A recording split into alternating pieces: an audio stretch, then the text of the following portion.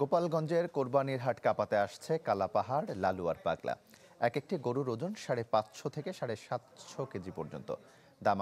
দাম হাঁকানো হচ্ছে 4.5 থেকে 5 লাখ টাকা পর্যন্ত। বিক্রিতে সহায়তার আশ্বাস প্রাণী সম্পদ অধিদপ্তরের। নগদ পেমেন্টে 500 টাকা পর্যন্ত ক্যাশব্যাক আর লেনদেনে প্রতিদিন ডিপ ফ্রিজ এবং ঘন্টায় ঘন্টায় এসি টিভি সহ দারুণ সব গিফট। কোরবানির ঈদে বিক্রির জন্য প্রস্তুত করা হয়েছে কালো পাহাড়, লালু, পাগলা 1 ও পাগলা 2 নামের এই গরু চারটি।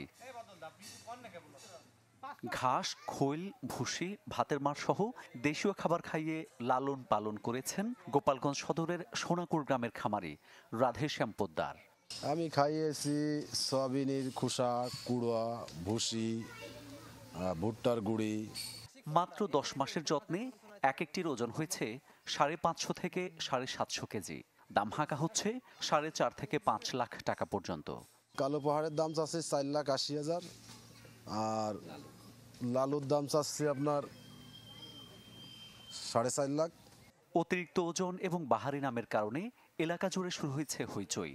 উৎসুক মানুষের পাশাপাশি ভিড় জমাচ্ছেন ব্যবসায়ীরাও। ন্যাচারাল খাবার খাওয়ায় এবং দেখতেও গরুগুলো অনেক সুন্দর। আমরা সব সময় আসি, গরুর সাথে ছবি তুলি। কাকার খুব সুন্দর সুন্দর গরু, নামগুলো খুব সুন্দর রাখছে কাকা। ঠিক আছে, আমরা প্রত্যেক বছর কাকার বাসায় ভিড় করি গরু দেখার জন্য। প্রাণী সম্পদ অধিদপ্তর বলছে, গরুর আমদানি নির্ভরতা ঠেকাতে ভূমিকা রাখছেন রাধেশ্যামের মতো খামারিরা। ন্যায্য মূল্য নিশ্চিতে গরু বিক্রিতে সহায়তার আশ্বাস দিয়েছেন কর্মকর্তা। শুধু এই খামারি না, আশেপাশের খামারি, আমাদের আশেপাশের ডিস্ট্রিক্টের যে সমস্ত খামারিরা আসবে গরু টরু নিয়ে কোরবানির হাটে, যাতে তাদের এই গরু বিক্রয়ের সময় কোনো রকম বিপদের সম্মুখীন না হয়, তার জন্য আমাদের মেডিকেল টিম সবসময় রেডি থাকবে।